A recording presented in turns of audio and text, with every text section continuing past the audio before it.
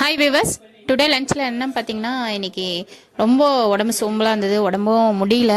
சரி என்ன பண்ணலான்னு யோசிக்கும் போது ரசம் வச்சிடலாம். ரசம் வச்சுட்டு இந்த கீரை கொஞ்சம் இருந்தது. ஸோ கீரை கொஞ்சமாக வெங்காயம் காஞ்ச மிளகாய் போட்டு தாளித்து ஒரு பொரியல் பண்ணிட்டேங்க.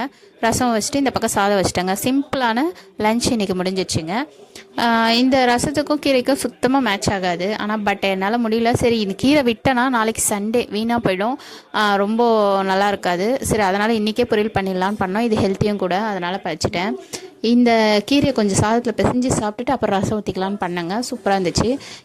நேற்று வாங்கின கொஞ்சம் சிப்ஸ் இருந்தது, அதை அவனுக்கு கொஞ்சம் கொடுத்துட்டு கீரை கொடுக்கலான்னு வச்சுருந்தேன். கடைசியில் போய் பார்த்தா டப்பாவில் சிப்ஸை காணுங்க.